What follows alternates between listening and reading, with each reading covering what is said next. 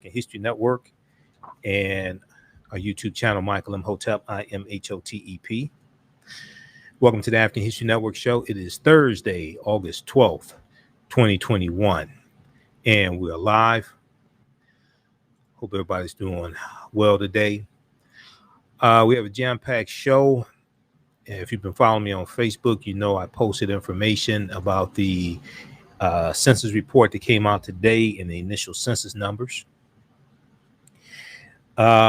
We see that the census data shows that the number of white people in the U.S. fell for the first time since 1790. The significance of 1790 is when the first census was taken. The census was created by the U.S. Constitution at the Philadelphia Convention in 1787. So we have some very interesting numbers here coming from the Census Bureau. And it was already predicted that by the year 2045, white people will no longer be the majority population in this country. And we see that that is continuing. And it looks like there's movement on that, and it's moving towards that is accelerating. The numbers, the results of the census were surprising to many people. And we see that for the first time, the percentage of white people in this country dropped below 60%. It was 63.7% in the 2010 U.S. Census. It's 57.8% in the 2020 U.S. Census. So we're going to break down these numbers and deal with what this means. Now, this goes to what I've been talking about for the past few years, even going back to the 2016 presidential election, and how there is a power grab with Republicans. There's a power grab to put right-wing conservative judges on the federal bench, but also to pass voter restriction bills, voter restriction laws. It's not just the big lie that Donald Trump is pushing, and more evidence is coming out every day that the big lie is a lie, but it's trying to preserve genetic white survival and maintain white supremacy. So this is why you have 49 state legislatures trying to pass about 400 voter suppression bills based upon a big lie. They're trying to preserve genetic white survival. This is what Republicans are trying to do. The GOP, the White Nationalist Party, they're trying to preserve genetic white survival. And they know that they're going to lose the population battle. So they want to maintain control of the state legislatures and maintain control of the federal bench, because federal judge tenures, when a judge gets confirmed to the federal bench, that's a lifetime appointment. So judges that Donald Trump got confirmed in 4 years, and Trump got about 225 federal judges confirmed, they can be on the federal bench making rulings on cases for the next 35, 40 years. Okay, so we'll talk about this and the trends that are taking place now. And then in the U.S. Senate, early Wednesday morning in the U.S. Senate, Wednesday, August 11th, after they passed the outline of the $3.5 trillion bill that's going to revamp Medicare and restructure the safety net. The Senate passed the $3.5 trillion budget plan, advancing sweeping safety net expansion. That was early Wednesday morning, August 11th. Then after that, Senator Chuck Schumer, Senate Majority Leader, introduced the For the People Act, to protect voting rights, the For the People Act. The For the People Act was blocked in the U.S. Senate by Senator Mitch McConnell and lion flying Senator Ted Cruz of Texas. Lying flying Ted Cruz of Texas. Now, at the same time, you have Texas Democrats from the Texas House of Representatives. Many of them are still in Washington, D.C., trying to get federal legislation passed to protect voting rights and to stop the takeover that's taking place in Texas right now and to reverse Senate Bill 202, which is so we'll talk about what happened in the U.S. Senate. This is very important. And what happened with the For the People Act. Now, also, because the For the People Act was blocked in the Senate, blocked so far, Senator Raphael Warnock and Senator Joe Manchin and other senators are crafting a new voting rights bill, a revised voting rights bill, seeking to keep hopes alive in the Senate. Washington Post is reporting on this. Democrats craft revised voting rights bill, seeking to keep hopes alive in the Senate. So we'll discuss this. Also, we're going to try to squeeze in this clip, this segment that I have not been able to get to.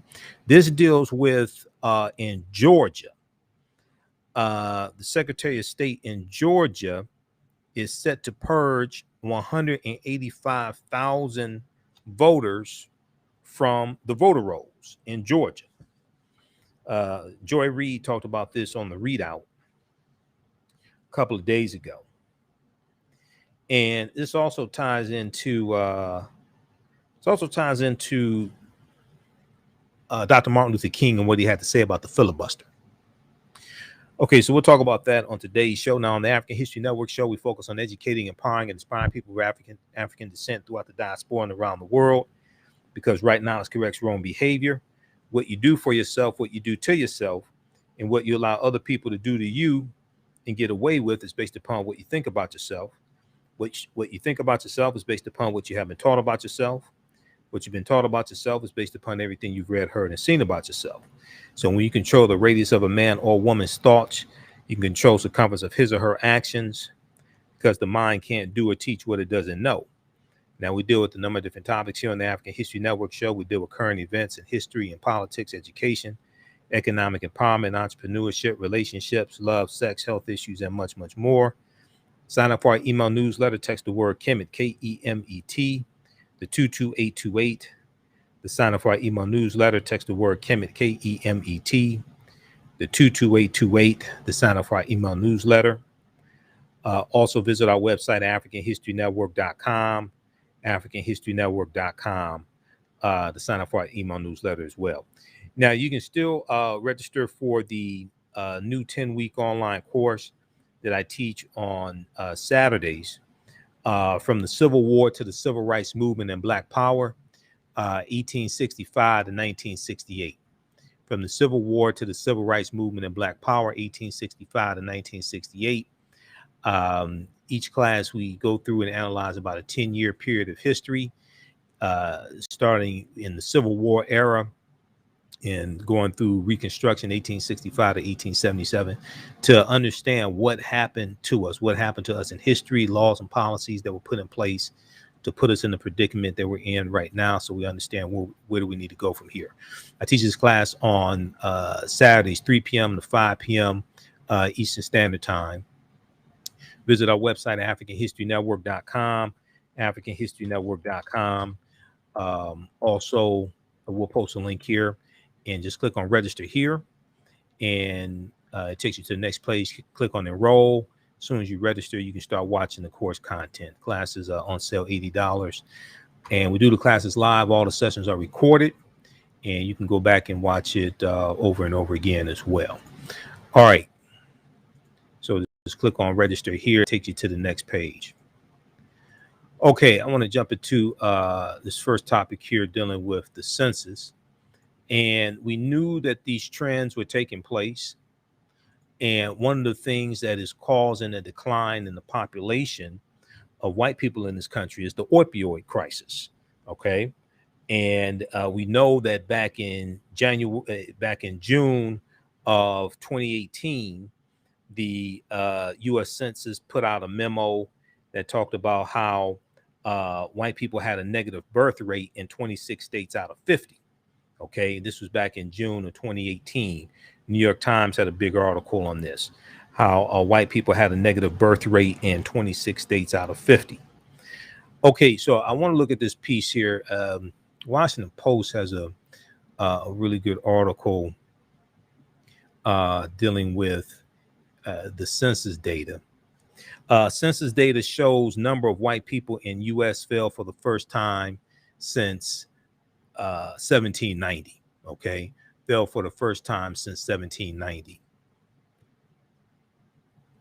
And I want to bring this up here.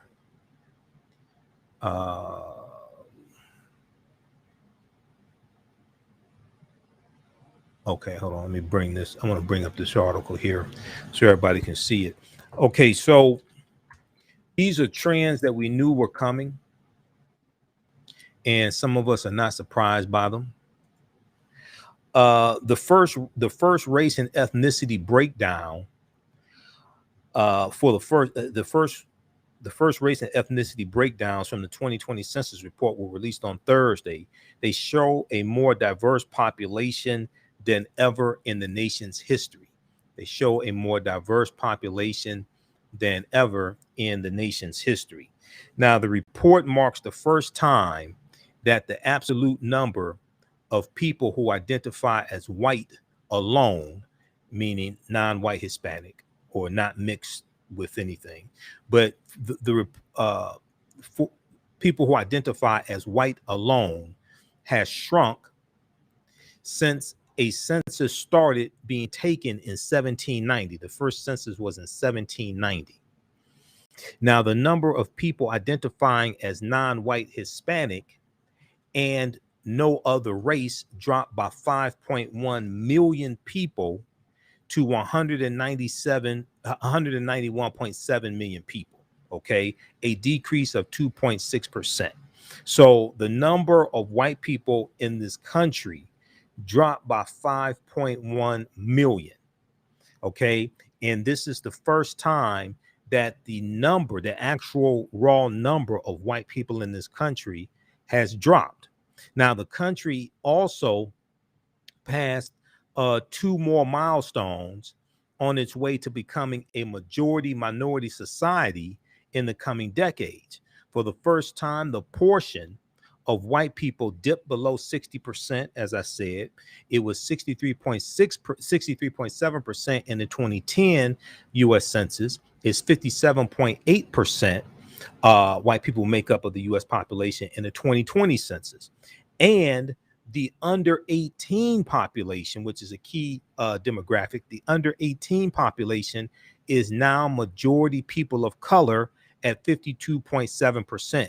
This is why white Republicans and some of their Negro allies are going so crazy in state legislatures, and it's a grab for power. They're trying to preserve white supremacy. This is what this is all about. We're going to continue this on the other side of the break. Listen to the African History Network show right here on 910 a.m. Superstation Future Radio. I'm your host, Brother Michael Imhotep. We'll be back in a few minutes. Stand by. How's everybody doing? All right, if you like this type of information, you can support the African History Network, $ TheAHNShow through Cash App, $ TheAHNShow through Cash App. Also through PayPal, paypal.me/TheAHNShow. All right. Everybody share this broadcasting on social media platforms. Invite your friends to tune in. How's everybody doing? Follow us on our Facebook fan page, The African History Network, The African History Network, and our YouTube channel, Michael Imhotep, IMHOTEP. And turn on live notifications so you know when we go live. Turn on click on the bell button on YouTube, because a lot of people don't get notifications for when I go live. Okay, we're on commercial break. We'll be back from commercial break in should be 3 minutes. Okay. Call-in number is 313-778-7600. 313-778-7600 is the call-in number if you have a question or comment. How's everybody doing? We've got Highly Favored. We've got Dada, Leah, Ernie, just a few of the people watching. Induka,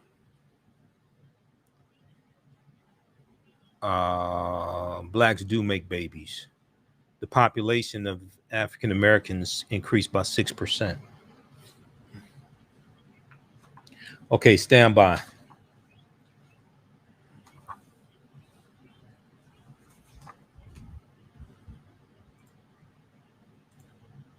Back from break in 2 minutes.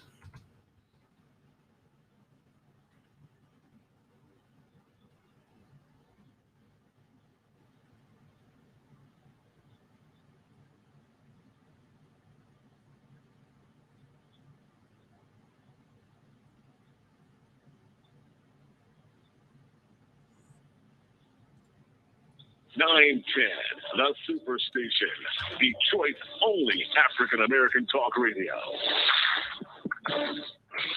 I'm Brother Michael Imhotep in Africa. All right, stand by. Stand by. Sex, health issues, and much, much more. Unfortunately, many people confuse what racism is. Racism is a power structure. There was laws and policies that put us in this predicament. It's going to be laws and policies that take it out. So when you control the radius of a man or woman's thoughts, you control the compass of his or her actions, because the mind can't do or teach what it doesn't know. We have it all on 910 AM Superstation. Welcome back to the African History Network show right here on 910 AM Superstation WFDF. I'm your host, Brother Michael Imhotep. It is Thursday, August 12th, 2021, and we are live. Calling numbers 313-778-7600. 313-778-7600 is the call-in number if you have a question or comment. Okay, right before the break, we were talking about the new census numbers for the 2020 census. Now, I referenced this article that I talk about in a lot of my lectures and some of my classes. This is from June 2018, this is December 2018 from New York Times. Fewer births, more deaths result in lowest U.S. growth in generations. There was one from June 2018. This may be an update to this, but in this article here, this should be the one. It talks about how basically, in a nutshell, it deals with how white people have a negative birth rate in 26 states out of 50. Okay. And back in June of 2018, you can read this one. This is not the one that I wanted. This is not the art I wanted. But in June of 2018, the U.S. Census Bureau talked about how they put out a memo that dealt with how white people had a negative birth rate in this country, and in 26 states out of 50, they had a negative birth rate. Okay, and we continue to see this in the 2020 census. All right, this is the one that I wanted. This is from June 2018. Fewer births than deaths among whites in majority U.S. states. This is the one I wanted from June 2018. New York Times, fewer births than deaths among whites in majority of U.S. states. The Census Bureau has projected that whites drop below 50% of the U.S. population around 2045, a relatively slow-moving change that has been years in the making. But a new report this week in June 2018, found that whites are dying faster than they are being born in 26 states, up from 17 states just 2 years earlier. So this is June 2018. In June 2018, the Census Bureau put out a memo, because I read this information coming from the Census Bureau. I get email updates from them. they said that white people had a negative birth rate in 26 states out of 50. That was up from just 17 states out of 50 just 2 years prior. And one of the contributing factors to this was the opioid crisis. Okay, read this and see. This is what I was talking about in 2016 when Trump was running for president, and he was demonizing immigrants.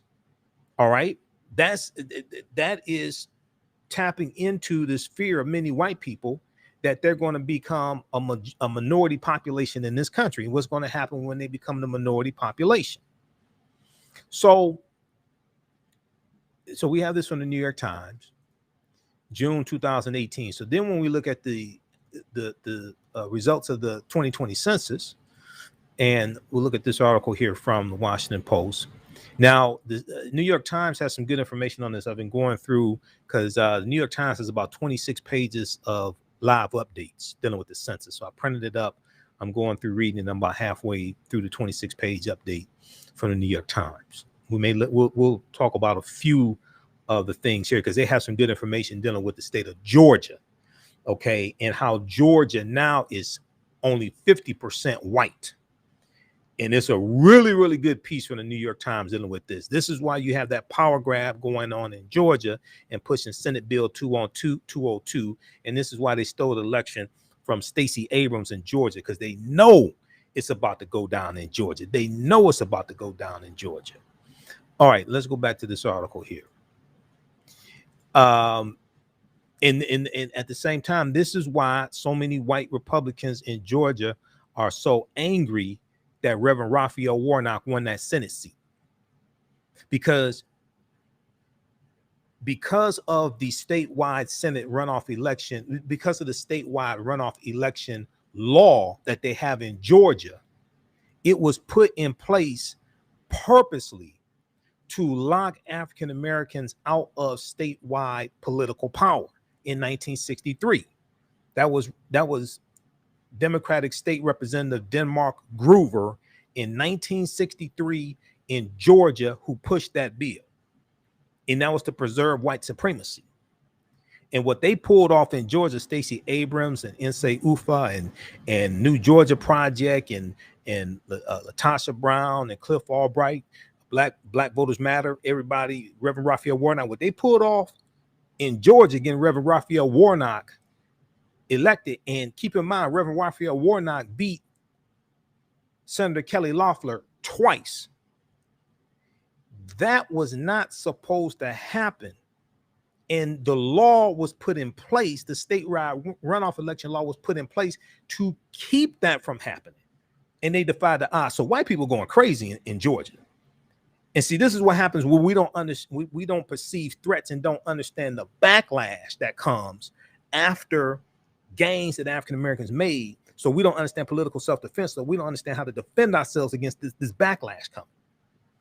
In this attack on critical race theory is part of the backlash from the Black Lives Matter protests and protests over George Floyd and Breonna Taylor and Ahmaud Arbery in 2020. This is a whole backlash from that, as well as pushing the big lie in the attack in the state legislatures to solidify and maintain power, maintain white supremacy. This is all connected. All right, so let's look at these numbers here. So the country also passed 2 more milestones on its way to becoming a majority minority society in the coming decades. For the first time, the portion of white people dipped below 60%, slipping from 63.7% in 2010 to 57.8% in 2020. And the under 18 population is now majority people of color at 52.7%. Now, the data shows how the ethnic, racial, and voting makeup of neighborhoods shifted over the past decade based on the national house-to-house canvass that took place in 2020. It is the data most state legislatures and local governments use to redraw political districts for the next 10 years. This data is going to be used for the next 10 years. This is why the census is so important. And the census is also a reallocation of $1.5 trillion. The census is a reallocation of $1.5 trillion. Attached to the census is a determination of how many seats in not just the House of Representatives states will have, but also how many electoral college votes are associated with the state, which then impacts presidential elections. So it indicates that the country is much more multiracial and much more racially, ethnically diverse than what we measured in the past, said Nicholas Jones, director and senior advisor of race and ethnic research and outreach at the Census Bureau's population division, Okay, and let me reconnect here to the radio station. We lost our connection. Just a second here. All right, now the opioid epidemic and lower than anticipated birth rates. The opioid epidemic and lower than the opioid epidemic and lower than anticipated birth rates among millennials after the Great Recession accelerated the white population's decline, said William Frey, a demographer at the Brookings Institution. So as if we go back and look at the article from the New York Times from June 2018 and the report from the U.S. Census Bureau in June 2018, when it talked about white people having a negative birth rate in 26 states out of 50, they attributed that increase. And then they said 2 years before it was 17 states out of 50. Okay. They attributed a lot of that increase to the opioid crisis. All right.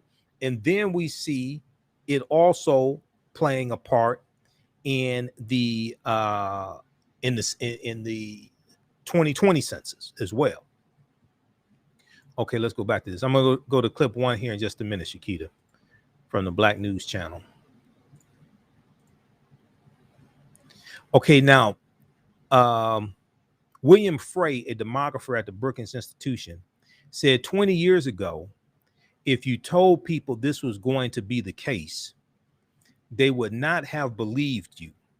He said, talking about the white decline in population.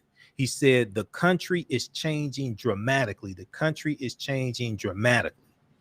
All right. So if we look at this chart here, in 1990, white people made up 75.6% of the U.S. population in 1990. Today, they make up in 2020, based upon the census, 2020 census, they make up 57.8% of the population.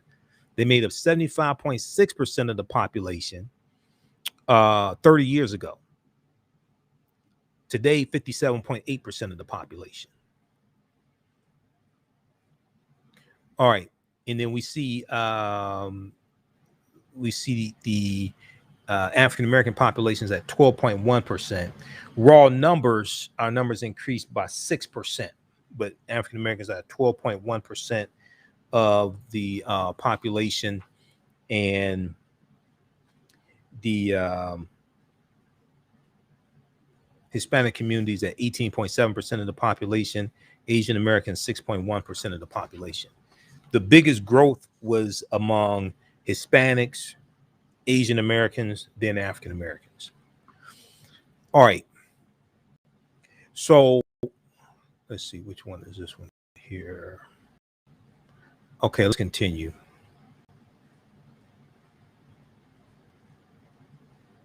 The all right.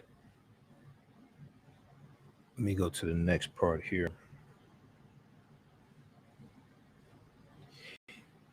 In April 2020, Census state population totals show the country grew by just 7.4% in the past decade, more slowly than any decade except the 1930s. Now, the 1930s is when the Great Depression was, precipitated by the stock market crash, October 1929. Now, the states with the most growth were in the West and the South, which have seen an influx of people moving in from other countries and other states. So in the West and the South, you have immigrants moving in, and you have people returning back to the South, especially African Americans returning back to the South, leaving the North, because so many people are being gentrified out of the North, they're going back down South. Now, the largest, most steady gains were among Hispanics, who doubled their population share, over the past 3 decades to 62.1 million people. 62.1 million people, or 18.7%. In 2020, 18.7% of the population in 2020, Latinos. And they are believed to account for half of the nation's growth since 2010. Asian Americans, who made up 3% of the population in 1990, also doubled their share since 1990 to 6.1% in 2020, 6.1%, while African Americans share stayed steady at 12.1%. All right, now I want to go to this clip here from the Black News Channel. This is from the Kelly Wright Show on the Black News Channel. And he spoke with Dr. Benjamin Chavis of the National Newspaper Association. The Census Bureau released this long-awaited district-level data. It highlights the battle of redistricting as the control of Congress, and how people are represented in American democracy is on the line. Texas, Florida, North Carolina, Colorado, Oregon, and Montana have gained congressional seats. The census has a reputation of undercounting African American populations. In 2010, it is estimated that the U.S. Census undercounted African Americans by 2.1%. People during the COVID-19 pandemic fought to get more African Americans counted. National Newspaper Association President and CEO Dr. Benjamin Chavis spoke with Kelly Wright on The World Tonight to discuss the census data and the challenges of voter suppression. Let's go to this clip.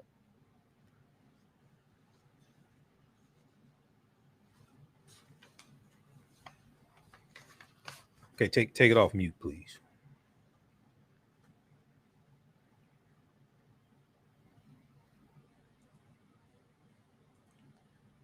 Okay, we'll get that queued up. And welcome back to The World Tonight. So today, the Census Bureau released long-awaited district-level data, setting off a redistricting battle, hanging in the balance, control of Congress and how people are represented in American democracy. Population equals power. 6 states gaining House seats include Texas, Florida, Colorado, Montana, Oregon, and North Carolina. Now, those areas in the South and West have seen the fastest growth over the past 3 decades. These numbers could help determine control of the U.S. House in the 2022 elections and provide an electoral edge for the next 10 years. The data will also determine how $1.5 trillion in federal spending is distributed each year. Now, historically, the census has undercounted Black populations, especially Black men and children. It is estimated that in 2010, the U.S. Census Bureau undercounted African Americans by 2.1%.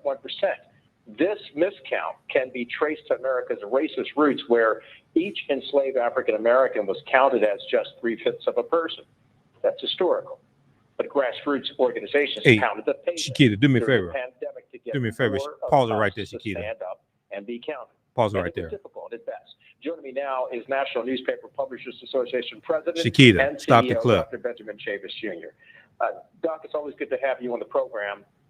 How do you see the results of the 2020 census data, particularly given the difficulty that so many people had in getting it done because of the pandemic? Do me a favor, pause the clip right there, please. Well, thank you very much, Kelly Wright, and Okay, back it up about a minute.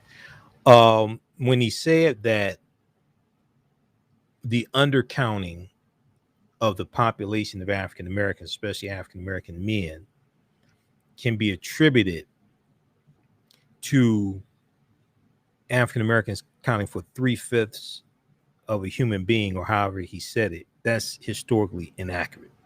I have to pause it right there. I heard when I was going through preparing the content for this show, the segment is good. That's BS. That's wrong. That's not true.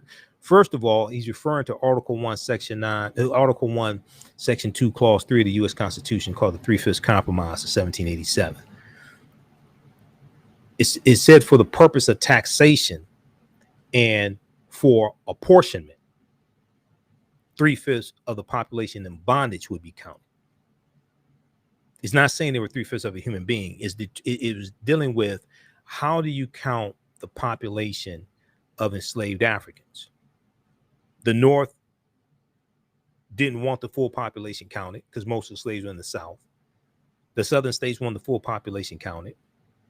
And at the Philadelphia Convention in 1787, they're going back and forth to determine how do you count the population of those enslaved.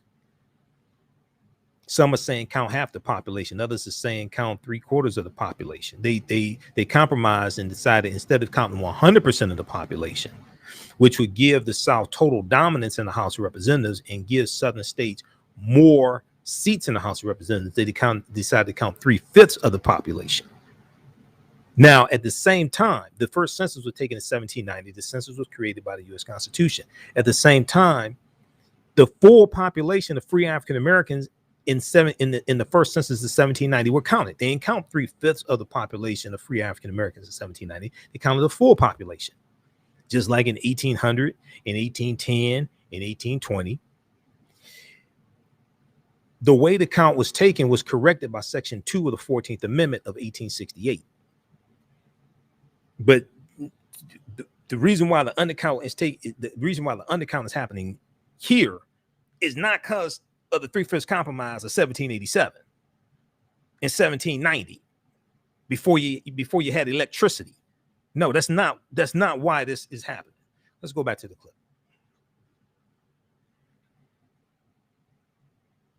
Of the 2020 census data, particularly given the difficulty that so many people had in getting it done because of the pandemic. Well, thank you very much, Kelly Wright, and thank you that the Black News Channel is covering this extremely important issue of the United States Census. The 2020 Census is not only going to determine who will be in the Congress in 2022, but it's also, Kelly, going to determine the allocation and the distribution of resources, federal resources, state resources, local resources, all going to use the United States Census, the 2020 Census. But let me just speak straight to the point.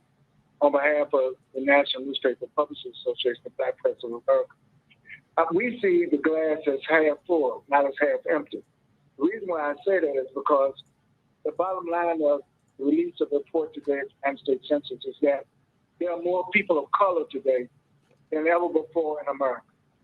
And so any redistricting, any redrawing of congressional lines should reflect the increase in communities of color, not decrease. And that's what the battle is going to be about. But I also think that we have to pass the John Lewis Voting Rights Act. We have to pass the other legislation that's on to increase voting rights. But also today call upon the United States Department of Justice. Kelly, we need the U.S. Civil Rights Division of the Department of Justice to be much more active, to be much more deployed. We need to challenge Florida. We need to challenge Texas. We need to challenge Georgia. We need to challenge all of these states in court. We need to challenge them these voter suppression laws that have come. So today's census report only heightens the sense of urgency that we have to do today to make sure that every vote counts, and every black vote counts, every Latino vote counts, every vote of color counts. And so, Dr. Chavis, the browning of America, that's what this census really reflects. But what challenges lie ahead with that? Because I recall you telling me on numerous occasions that you were concerned about the census and black turnout to be sure that they turned out to be counted. And that was so important. It was an important campaign, but it was mitigated with the pandemic and also some of the things that the Trump administration did. So the browning of America, you've always stated that some in white America, and Republicans particularly, have been fearful of that. So what are the challenges that lie ahead now? Well, I think January the 6th gave us a preview. What happened on January the 6th was not only to prevent the orderly transition of power, it was to stop and to mitigate against the browning of America. There's fear, and that fear is generating white supremacy. That fear is generating voter suppression. That fear is generating police brutality. That fear is generating disparate impacts, even the COVID-19 pandemic on Black America. So we have all these things coming together at the same time. But you know what, Kelly? That means we got to keep our sleeves rolled up. We got to keep organizing at the precinct level, at the grassroots level, at the congressional level, at the state level, and federal. This is all hands on deck. All the civil rights organizations, all the community organizations, Black Lives Matter organizations, Black Votes Matter organizations, the media, BNC has to do its part, NMPA has to do its part. We work all together, unified, and that's why I have a sense of optimism. I think in a lot of the mainstream media today, there's a lot of quote-unquote frustration, and I understand that. But this is no time for cynicism. This is time for us to get to work. We just showed this past January in Georgia what's possible. We can still get out the black vote, even with the voter suppression, and we can still make a difference. And we have to have that attitude every day, every week, every month, every year going forward. I want to thank you for joining us. I know how busy you are, and thanks for taking the time out to talk about this very important matter, census data from 2020. Dr. Benjamin Chavis, the president and CEO of the National Newspapers Publishers Association, representing, of course, the Black Press USA. We thank you, sir. Okay, so that's from Black News Channel, August 12th, 2021. Check that out. All right, look at this article here. We've talked about it before on this show, and talked about it in some of my lectures. 3/5 Clause, Why Its Taint Persists, by Dr. Paul Finkelman. Dr. Paul Finkelman is a historian. He's a history professor. He's written about 50 books. I've interviewed him before on the African History Network show. This goes through and breaks down the whole history and background information of the 3/5 Compromise of 1787, Article 1, Section 2, Clause 3 of the U.S. Constitution, and why it was not saying that black people were 3/5 of a human being. Okay, this is a total misunderstanding of history. He goes through and breaks it down. I don't have time to get into it. Read this. This is at theroot.com. The 3/5 Clause, Why Its Taint Persists. 3/5 Clause, Why It Taint Persists. Okay, quickly here, let's go back to the article from Washington Post. And let's go back over to this here. Where is that? Okay. This is census data shows the number of white people in the U.S. fell for the first time since 1790. Okay, now we go to this article quickly. Then I want to go to this information dealing with Georgia, because Georgia is a critical state.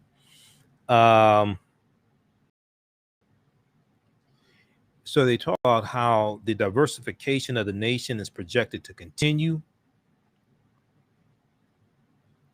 It's projected to continue with white families falling below 50% nationally around 2045, the year 2045. William Frey, a demographer at the Brookings Institution, said, adding that At that point, there will be no racial minority in the country. It's projected by 2045 there will be no racial majority in the country. Between 2015 and 2060, the Hispanic and Asian populations are expected to approximately double in size, and the multiracial population could triple due to immigration and births. Okay, the multiracial population could triple due to immigration and births. Okay, so they talk about baby boomers. Now the shifts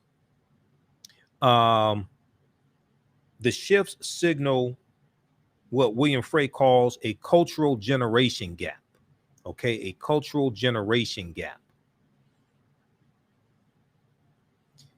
And this is where older generations that are much whiter than younger ones. Okay, a cultural generation gap.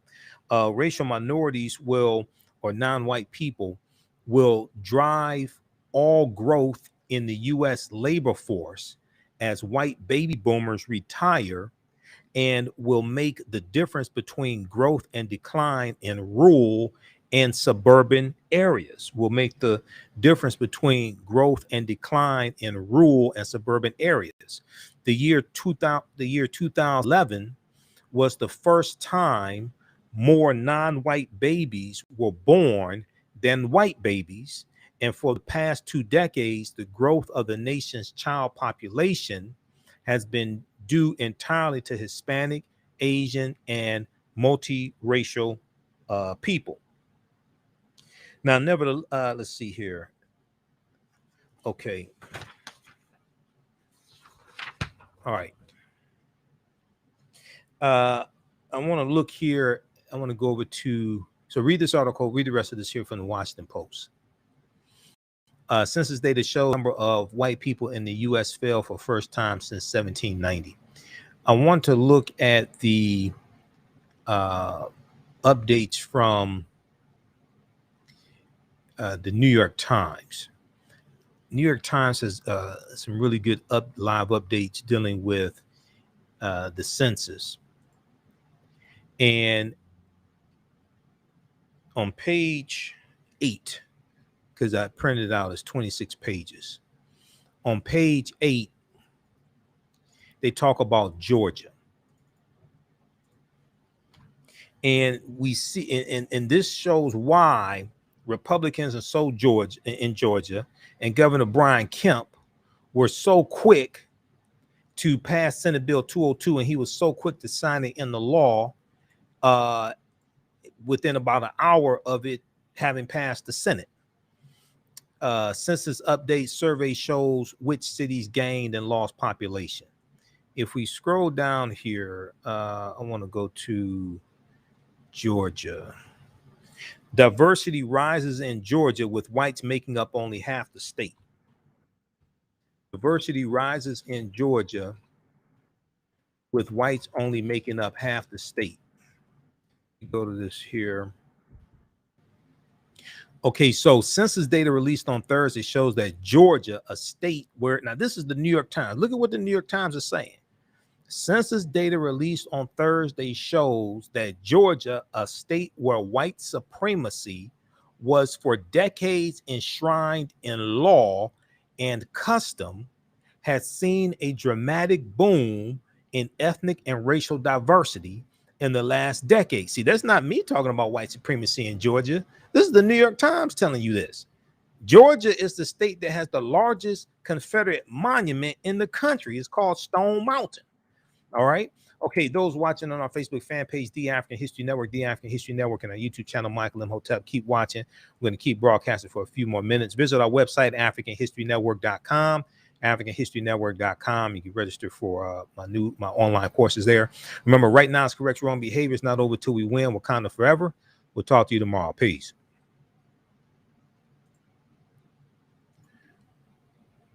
All right, stand by. Stand by. Let me disconnect this call. Stand by. All right. We'll be here for a few more minutes. Visit our website, AfricanHistoryNetwork.com. You can register for my new 10-week online course from the Civil War to the Civil Rights Movement and Black Power, 1865 to 1968. And then also the previous 10-week online course that I teach, Ancient Kemet, the Moors, and the Ma'afa, Understanding the Transatlantic Slave Trade, what they didn't teach you in school. The new one, we do this on Saturdays, 3 p.m. to 5 p.m. Eastern Standard Time. We do the classes live. All the sessions are recorded and archived. You can go back and watch them over and over again. So visit our website, AfricanHistoryNetwork.com. And then the one, Understanding the Transatlantic Slave Trade, we do that on Sundays, 2 p.m. to 4 p.m. Okay, let's continue here. Okay, so if we look at this dealing with Georgia, now this is diversity rises in Georgia with whites making up only half the state. All right.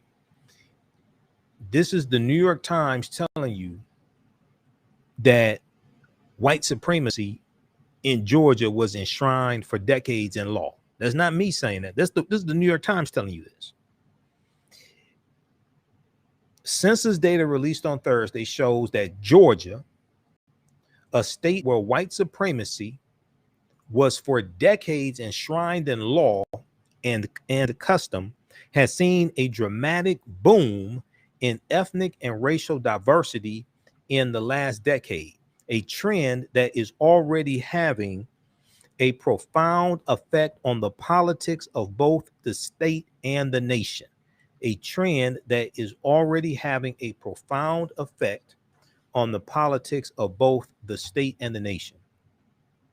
Previous census data suggested that whites were on their way to becoming to minority status in Georgia sometime in the next few years. But they are not quite there yet.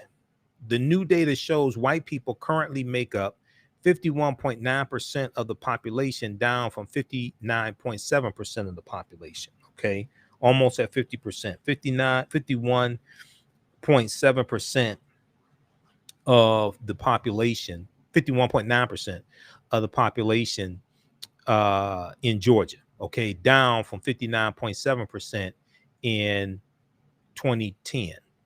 African Americans' share of the overall population in Georgia increased from 31.5% to 33.3%, while Hispanics went up from 8.8% to 10.5% of the population. And the number of Asians in the state jumped by more than 200,000 people, a 54.8% increase. Asians now make up 5.8% of the state population of Georgia. Now, longtime Georgians have felt the change in the flavors of everyday life for years now, taking for granted the fact that that good lettuce can be had in Jonesboro, Georgia, and Syria's bibimbap in Columbus, Georgia. But most close watchers of Georgia, most close watchers of Georgia politics also believe these demographic shifts also help explain the new competitiveness the Democratic Party now exhibits in Georgia, where Joe Biden narrowly defeated the traitor-in-chief Benedict Donald in November 2020, and where two Democratic candidates for the U.S. Senate, John Ossoff and the Reverend Raphael Warnock, scored stunning upset victories over their Republican rivals shortly thereafter. Now, keep in mind, Reverend Raphael Warnock beat Kelly Loeffler in the primary election, and he beat her in the runoff election as well, the general runoff election. He beat her in the primary election, and he beat her in the special runoff election. He beat her twice. Okay, so as Georgia Republicans have sought to rally their base by raising concerns about illegal immigration and non-citizen voting, now let's be honest, they're talking about They're talking about non-white illegal immigrants. They're not talking about white illegal immigrants. White illegal immigrants are fine with them. They're not talking about white illegal immigrants. They're talking about non-white illegal immigrants. Democrats have been seeking to build a multicultural coalition that takes advantage of populous and diversifying areas like suburban Gwinnett County, which earlier boomed as whites fled the Atlanta city core. Okay, as whites fled the Atlanta city core. But the promise of good schools and ample housing stock eventually became a lure to people of all races as overt racial hostility declined in places like Gwinnett County. The county, which was more than 90% white in 1970, is now 35.5% white. Okay. In 1970, Gwinnett County, 50 years ago, was 90% white. Now it's 35.5% white. The county for decades, one of Georgia's great Republican strongholds, went for Hillary Clinton in 2016 and Joe Biden in 2020, Gwinnett County. Okay, so read this here. Read the updates at the New York Times. Census updates. Survey shows which cities gained and lost population. So they have a lot of information here. All right, that's on page 8 and 9, dealing with Georgia. Okay, we'll probably talk about this some more tomorrow. I'll be on Roland Martin Unfiltered on Friday. Okay, I'm a panelist on each Friday on Roland Martin Unfiltered. So I know they talked about the census today on the show. We may talk about it tomorrow. All right. Let me get to. I want to get to this other story here. This deals with the For the People Act. They tried to push the For the People Act on the Senate floor early Wednesday morning, Wednesday, August 11th. It was blocked by line-flying Senator Ted Cruz and Moscow Mitch McConnell. Okay. Dems attempt to advance voting rights bill, but blocked by Republicans. Senator Ted Cruz spoke against Majority Leader Chuck Schumer's effort to consider the For the People Act. So I want to squeeze this story in here. Also, CNN has a piece about this as well.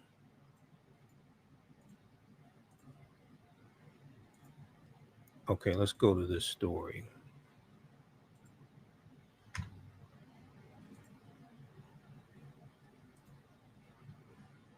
All right, now Senate Democrats attempted to advance a voting and elections overhaul bill early Wednesday morning, August 11th, only to be blocked by Republicans.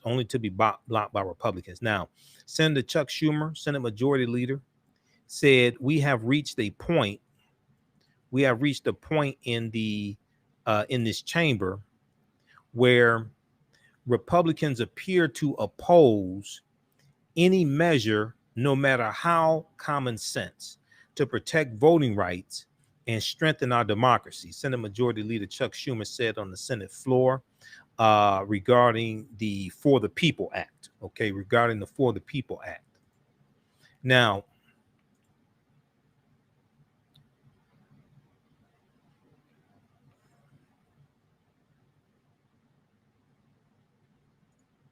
okay, regarding the For the People Act. Now, the bill was put forth in an effort to put Republicans on record as opposing the sweeping legislation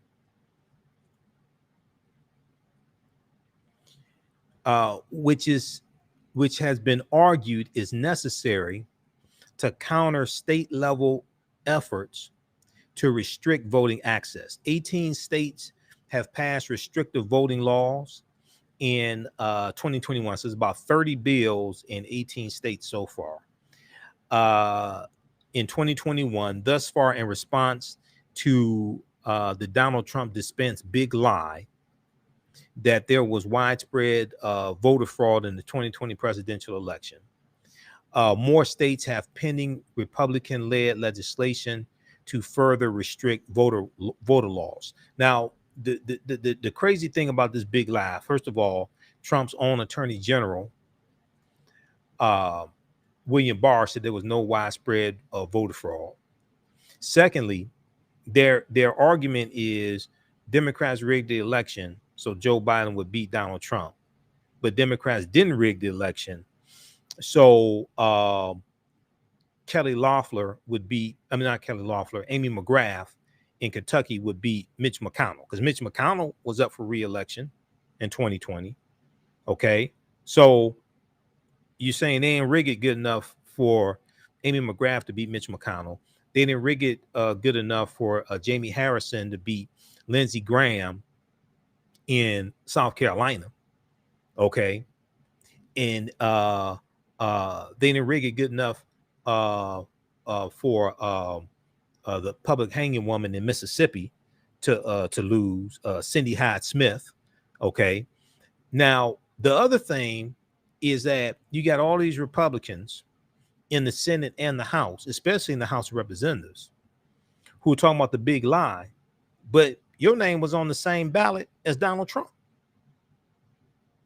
Your name was on the same ballot as Donald Trump. So if you're saying there was fraud taking place, then are you also saying some of your votes could be fraudulent as well?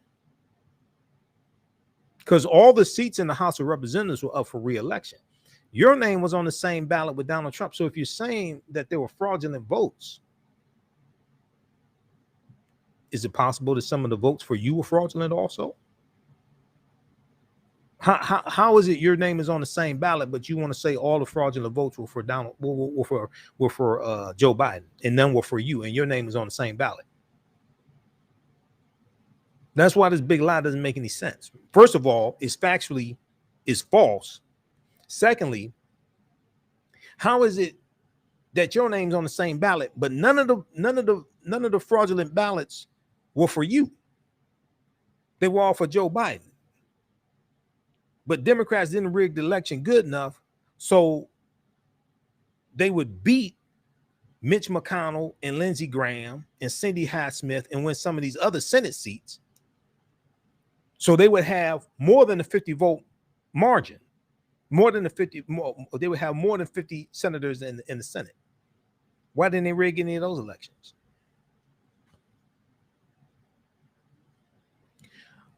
All right.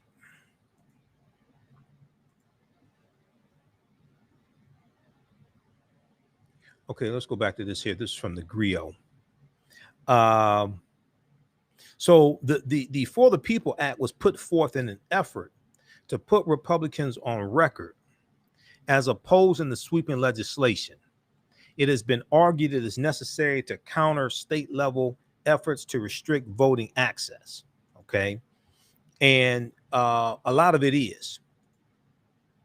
A lot of it is. Now,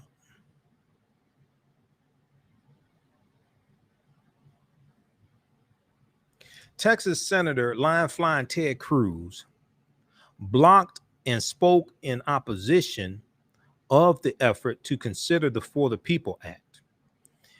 Ted Cruz said this bill would constitute a federal government takeover of elections. He's lying. Okay, it would protect elections. The Republicans are trying to take over elections, and in some of these states, what they're trying to do is they're trying to take over the state election boards are trying to take over the elections from counties and be able to overturn elections at the state level. Okay, overturn county results at the state level.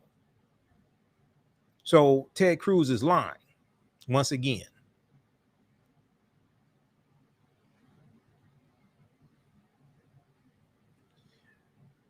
Senate Majority Leader Moscow Mitch McConnell denounced the Democrats' endeavor, saying, quote, "Here in the dead of night, They also want to start tearing up the ground rules of our democracy and writing new ones, of course, on a purely partisan basis. Well, you want to talk about tearing up the rules of democracy? That's what your white nationalist party is doing. And you had people like Senator Ted Cruz instigating the insurrectionists on January 6th. You had 147 Republicans in the House of Representatives that voted not to certify the 2020 presidential elections. If you want to talk about tearing up the ground rules of our democracy. Now, from the floor following the vote, Senator Chuck Schumer said this chamber is going to take one more step in the fight to protect voting rights in the country. This chamber is going to take one more step in the fight to protect voting rights in the country. He announced he would take up procedural steps to ensure that voting rights will be the first matter of legislative business when the Senate returns to session in September.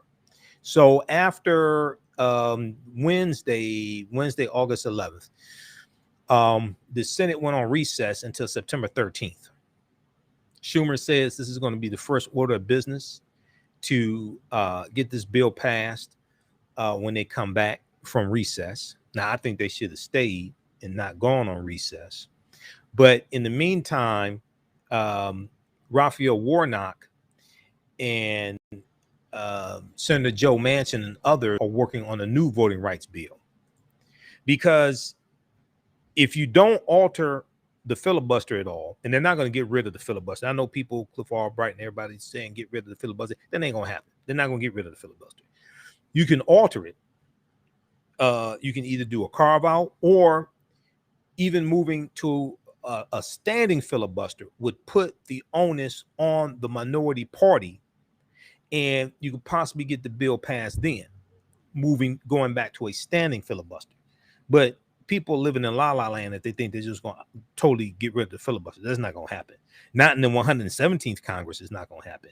Now, maybe in the 118th Congress, if Democrats get more than 51 Democrats in the House, maybe they get 55, 56, something like that. In the 117th Congress, and it's a 50-50 tie, they're not going to get rid of the filibuster. I don't think that's going to happen. So there's this piece from the Washington Post, and other outlets are reporting on this. Let me pull this up here. Senator Raphael Warnock and others are putting together a new voting rights bill, something that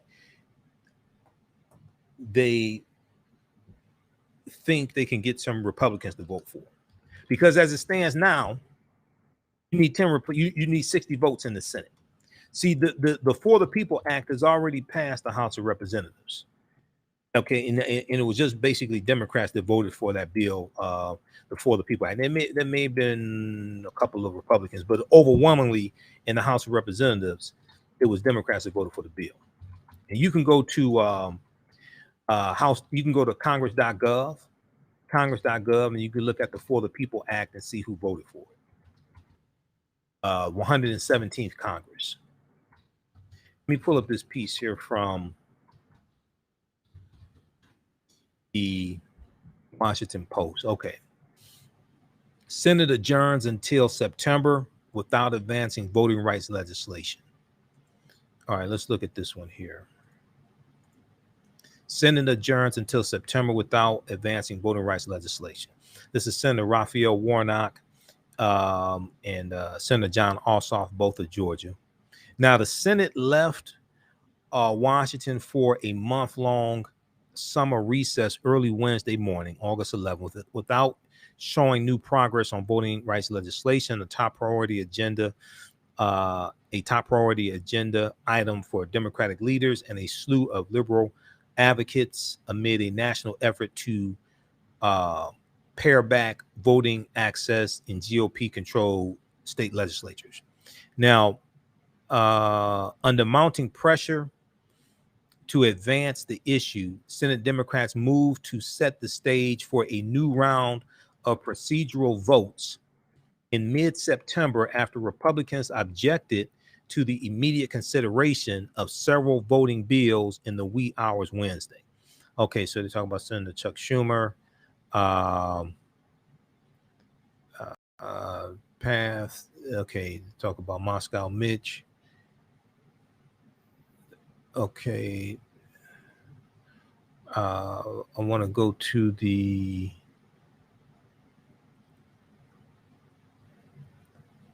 okay. In the meantime, advocates hold little hope of convincing Republicans to join Democrats in passing voting legislation, but they do hope to convince a handful of Democratic holdouts who have been resisting calls to revise or eliminate the filibuster, the 60-voter supermajority rule that allows a united minority to block most legislation. You got a better chance of revising the filibuster than getting rid of it altogether. That ain't gonna happen. They're not gonna get rid of it altogether. Now, after the June vote for the For the People Act, a catch-all bill that included dozens of provisions ranging from a public financing system for congressional campaigns to state voting machine standards, Senate Majority Leader Chuck Schumer of New York vowed the vote would be, quote, not the end, but the beginning, not the end, but the beginning of the voting rights fight. Several Democratic senators met in recent weeks to revise the bill to solidify support for it by incorporating changes proposed by Senator Joe Manchin, Democrat from West Virginia, who's totally against getting rid of the filibuster. Okay, West Virginia, Trump won West Virginia in 2016 and 2020 by 40 points. Manchin is a much more conservative Republican in a red state. That's a state that Trump won in 2016 and 2020 by 40 points. Now, the revised bill, however, had yet to be publicly released by senators wrapped up the budget debate Wednesday morning. By the time the senators wrapped up the budget debate Wednesday morning, and Senator Chuck Schumer could only promise to move to the still to be written compromise next month. So Senator Raphael Warnock, Senator Joe Manchin, and others are working on a compromise voting. If you don't alter the filibuster, you're going to need 10 Republicans to vote for it.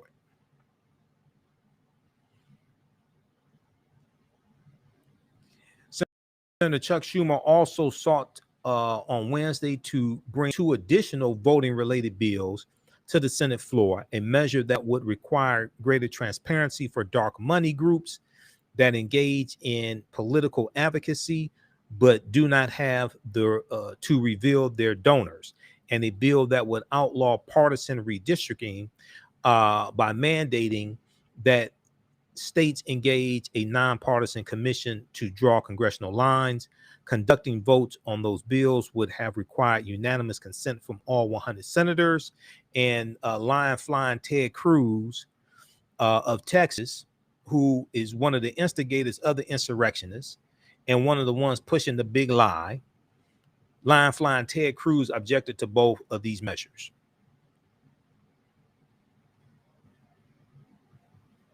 Okay, read the rest of this article here.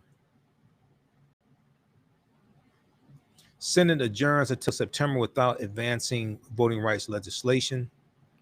That's from August 11th, Washington Post. There's also an article from, which one was this?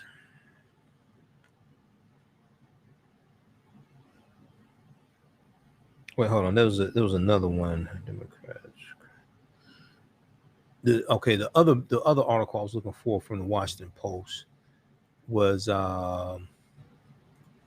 here's the main one I was looking for.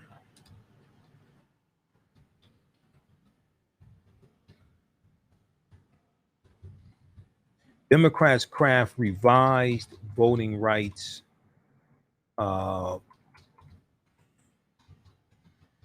bill seeking to keep Hopes alive in the Senate. That's the main article I was looking for. That's from the Washington Post also.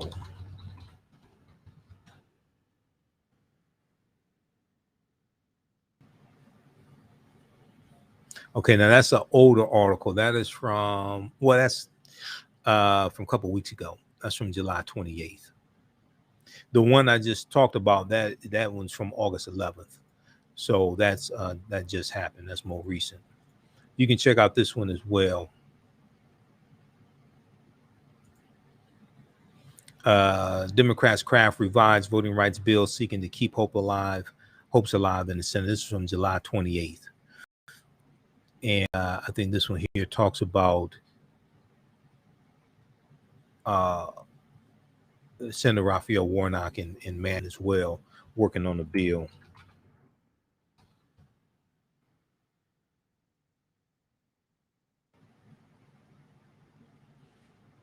Okay, because Manchin expressed qualms about the previous For the People Act.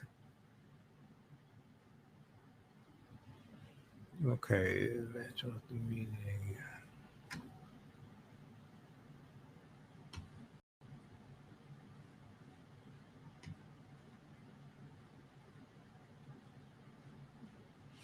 Well, Manchin and Raphael Warnock and others are working on a new bill now. So we'll give you an update when more news comes out about that. All right. Speaking of Georgia, I'm going to squeeze this clip in because I've been trying to get to this story here for the past few days and we ran out of time.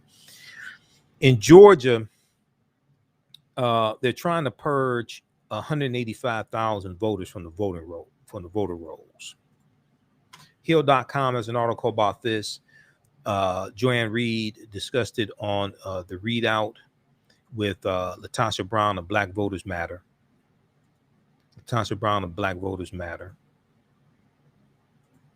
Georgia to ask 185,000 voters if they remain active. This is from August 5th, 2021. Let me go to, I want to pull this clip up here from the Readout.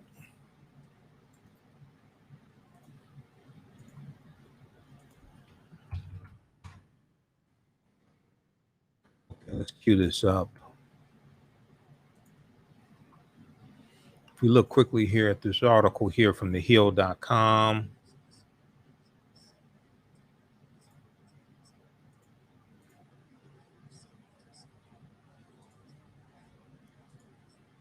What the hell is it? Okay, this is Georgia Secretary of State Brad Raffensperger, Republican.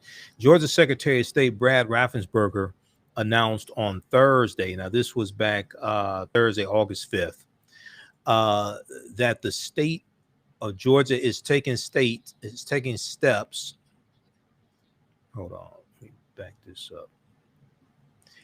Georgia's taking steps to update its voter rolls, contacting more than 185,000 voters who have not interacted with the election system for at least 5 years to see if they are still active. Have not interacted with the election system for at least 5 years to see if they are still active. So they're going to purge these people from the voter rolls. Now, Secretary of State Brad Raffensperger said he ordered Georgia election officials to mail no contact notices to 185,666 people who have not had any contact with the election system in the previous 5 calendar years. Brad Raffensperger said no contact means the voters have not voted. They have not requested an absentee ballot. They have not signed a petition or updated their registration by changing their address or renewing their driver's license. Additionally, none of those people voted in the 2020 general election or runoff races. If those individuals do not respond, within 30 days, their registration will be marked inactive. That status, however, will not prevent voters from casting a ballot as they normally would, according to Secretary of State Brad Raffensperger's office, because they will not realize that their registration has been marked inactive. They will not realize their registration has been marked inactive. Now, voters that remain on the inactive list for 2 additional election cycles will be mailed another notice asking for confirmation on their registration. If they do not respond to that notice, their registrations will be canceled, according to the Secretary of State's office. Now, Brad Raffensperger's office said the move is to safeguard election integrity. Safeguard election integrity. How is it safeguarding election integrity? Explain this to me. Quote, accurate voter lists are fundamental to election integrity. They ensure ineligible people cannot vote, allow counties to effectively allocate resources so there are no long lines, and help make sure voters get accurate information about casting their ballot. The office noted that the effort is in line with the federal legislation signed by then President Bill Clinton in 1993 that requires states to conduct regular maintenance of voter rolls. Yeah, but in Georgia, y'all have a history of voter suppression. This sounds like some more voter suppression tactics. I mean, you change your absentee ballot law because African Americans and Latinos and Asian Americans organized in 2020 and used it to defeat Donald Trump and get Reverend Raphael Warnock and John Ossoff elected, because that's the same law that Republicans passed in the state legislature in 2005. Republicans have been using that law for 15 years to get Republicans elected. When we learn the law and then we use it and then we win, all of a sudden now you want to change the law. The preliminary move in Georgia comes after the Wisconsin Elections Commission announced on Wednesday that voter registration for more than 205,000 residents were deactivated after a routine inspection of voter rolls to keep them up to date. Deactivating voter registration in Wisconsin is a routine practice that is required by law to occur every 2 years. Now, the topic of voters being purged from election rolls was also highly watched too in Indiana.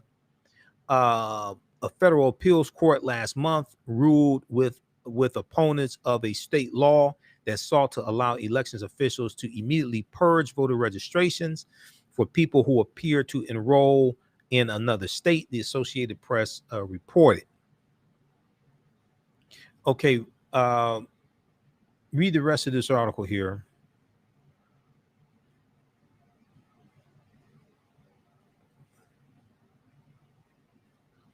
In Ohio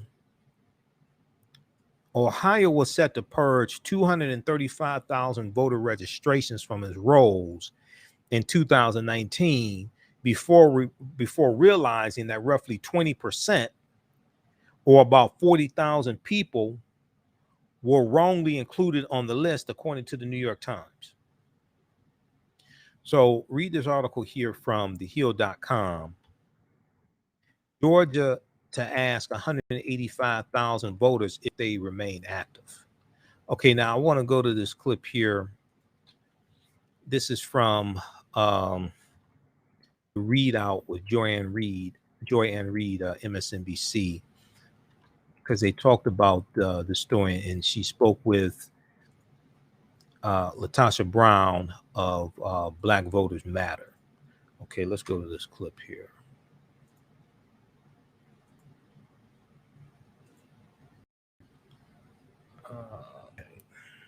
Well, Texas the bad news is coming.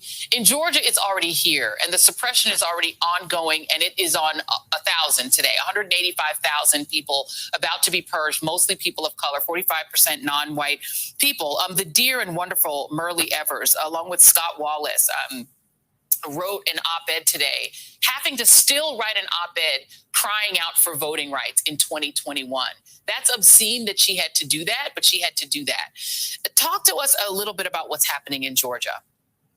You know, there's a couple of things I just want to raise because today is the 56th anniversary. The truth of the matter is, when you look at Black voters, we have actually less voting rights protection now in 2021 than we had on the signage of the Voting Rights Act. That in itself should be grappling to people. You know, what is happening right now in Georgia and what we're seeing in Texas and 20 other bills that have been passed is we're not talking about the damage that's going to happen in the future. It's happening right now.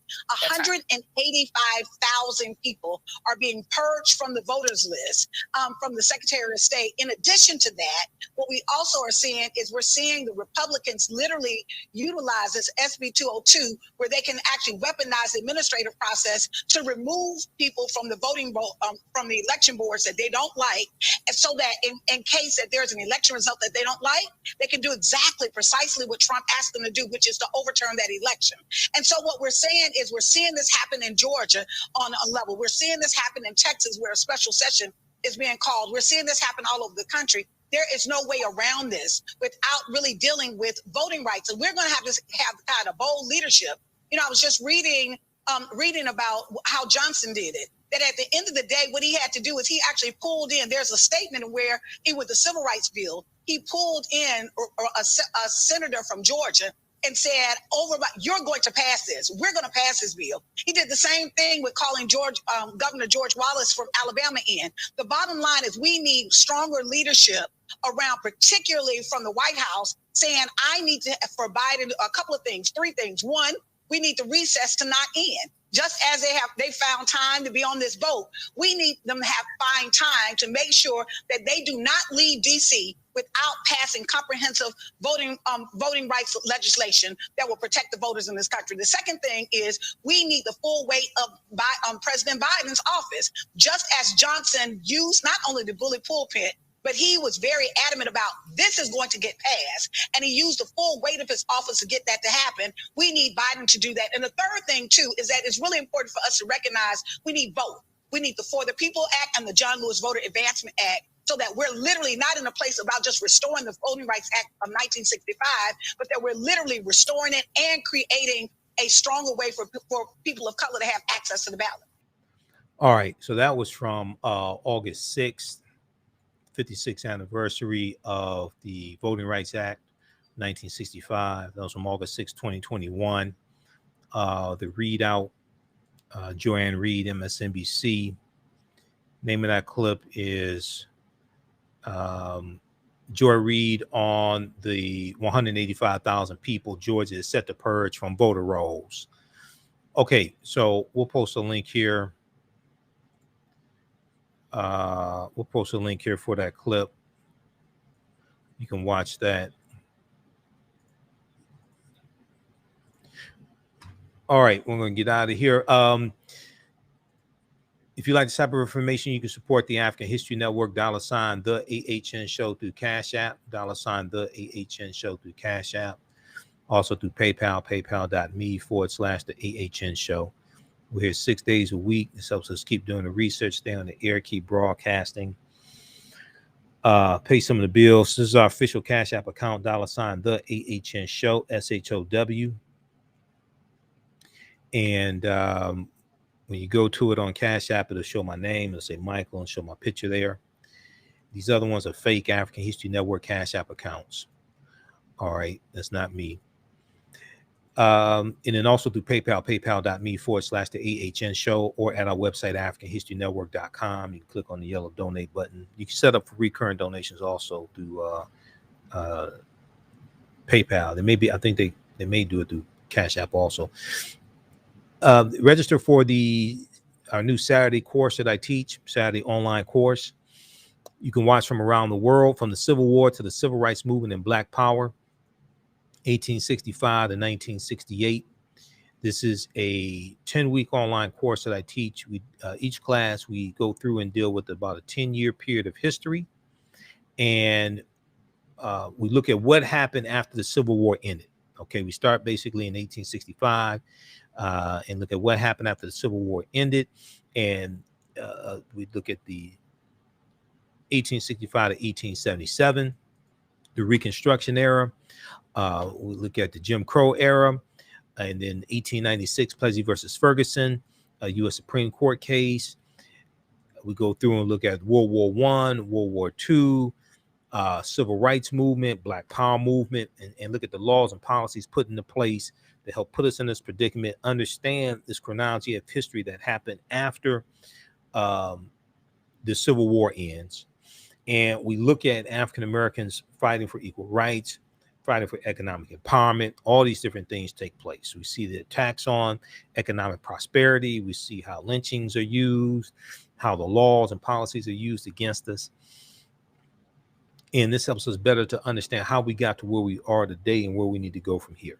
All right. So that's at AfricanHistoryNetwork.com. And then also you can also the other 10-week online course I teach, Ancient Kemet, the Moors, and the Ma'afa, Understanding the Transatlantic Slave Trade, what they didn't teach you in school. We do that one on Sundays, 2 p.m. to 4 p.m. Eastern Standard Time. Click right here on register here. It takes you to the next page. Click on enroll. And as soon as you enroll, you can, for both of the classes, you can start watching content. You can watch last week's class. All right, we do the classes live. All the sessions are recorded. You can go back and watch them over and over again.